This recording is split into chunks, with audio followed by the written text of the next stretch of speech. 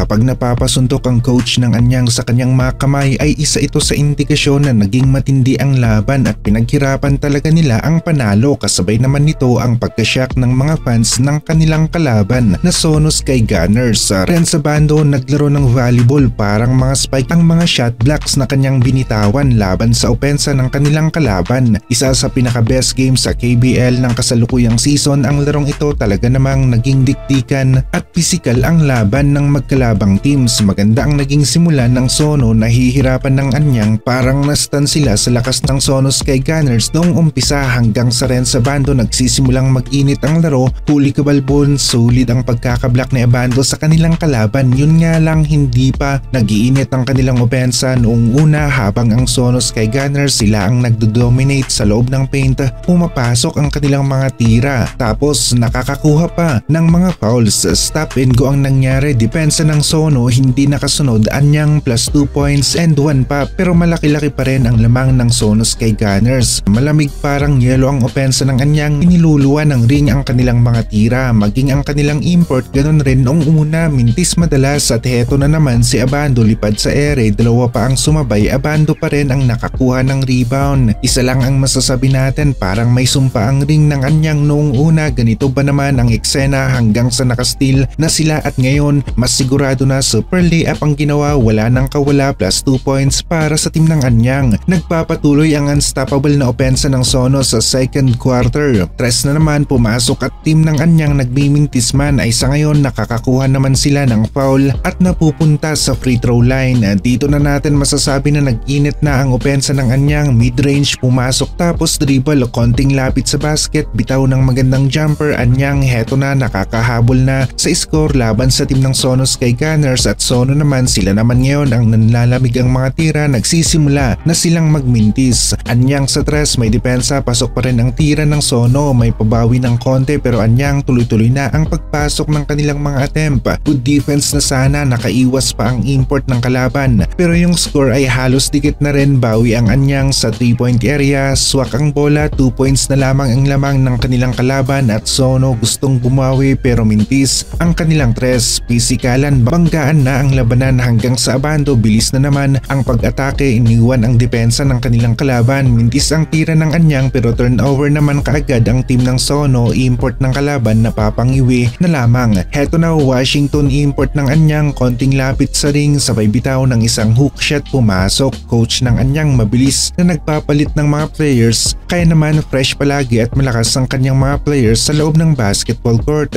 Steal ng Anyang tapos nakita nila si Abando, isang magandang tres ang pinakawalan, lumalamang-lamang na ang Anyang, nakakalayo ng konti sa score. Nakawala na naman sa depensa ng kanilang kalaban ang Anyang, isang fast break play, guwapo replay ni Ren sa bando sa tres, pumasok at Ren sa bando assist, gamit na gamit si Abando sa loob ng basketball court.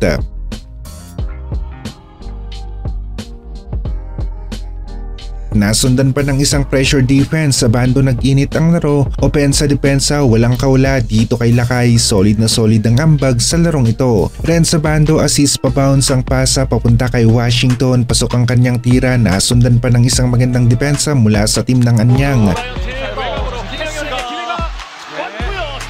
Washington for 2, pasok ang kanyang tira, Anyang lamang na ng 12 points. Sono mintis ang tira, rebound ng Anyang pero import ng Anyang na offensive foul, balik sa Sono ang bola. Patuloy ang malamig na shooting ng Sono Sky Gunners habang ang Anyang naman mainit-init ang opensa dito sa second quarter. Sono sinubukan na humabol bago matapos ang first half, ganda na sana ng pagka-block pero referee pumito pabor sa Anyang. Kevin Kiambao naman sa kabilang reverse pa at pumasok, natapos ang second quarter na malaki-laki ang lamang ng Anyang. Eksena na tayo sa third quarter, Abando air defense, supalpal ang inabot ng Sono player tapos nasundan pa kaagad ng turnover hanggang sa Sono 3-point shooting, swabe at naging sunod-sunod pa. Coach ng Anyang napa-time out pero opensa ng Sono Sky Gunners mainit pa rin, pasok ang layup sa play na ito, maging ang kanyang depensa meron rin. Nakahabol ng konti ang team ng Anyang pero O'Brien bumibitaw-bitaw ng tira sa loob ng paint sa third quarter.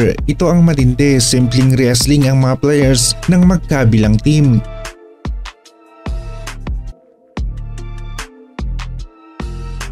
Kevin Kembao binuhay ang team, isang tres ang binitawan, pumasok, dikit ang laban, kaya naman nagkakainitan, mintis ang Sono, rebound ng Anyang at O'Brien, ginamit ang laki, may pa-end one sa play na ito at nagkaroon ng magandang view. Rebound na sana ni Abando na wala pa. Fourth quarter na tayo, Abando nakabingwit ng foul at import ng Sono, ibang klase ang pagbangga, giba ang defender ng Anyang. Deadly 3 ng Sono, lumitaw na nga, nakakahabol na naman sila sa score pero Anyang sumasagot sa tres ng kanilang kalaban. Palitan ng opensa, Kevin Kembao naman ngayon ang umatake, may pa-end one, dikit na dikit talaga ang laban na ito. Kaya naman Abando hindi pinayagan na maka-score ang kanilang kalaban sa play na ito, solid na supalpal ang kanyang binigay sa kanilang kalaban na umaatake sa basket. 65-60 ang score, nagmimintis ang mga tira na outside pa ang bola. Replay ng butatan ni Abando, ipinakita nila na iba talaga ang depensa ni Renz Abando. Sono Sky Gunners buhay na buhay pa, pasok ang tira, may kasama pang foul. Score natin 65-63, mintis pa ang tira ng Anyang at kita natin kinakabahan rin ang coach ng Anyang dahil naitabla na ng kanilang kalaban ng score. Pero Anyang players sa loob ng basketball court, ice cold ang mga tira, walang kakaba-kaba. Palitan lamang sa pagpuntos.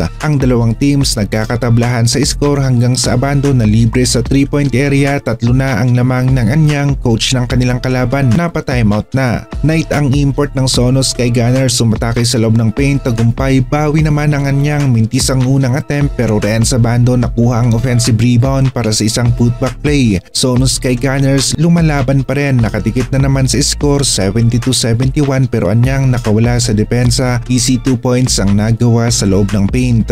Lamang ng 4 ang Anyang pero Kevin Kembao nakabawi ng konti, pasok ang kanyang tres. Anyang naman ngayon ang napa-timeout. Depensa ng Sono nalito, may naiwan na open na player ng Anyang, kanyang tres pumasok. Umatake ang import ng Sono Sky Gunners, foul ang tawag ng referee at nauwi ang deciding play sa isang steal ng Anyang. Naitakbo nila ang bola at nagaw nilang maubos ang oras sa fourth quarter. Napasuntok si coach dahil kanyang team na Anyang panalo at nasyak naman ang mga fans ng Sono Sky Gunners sa nangyari sa play na yon.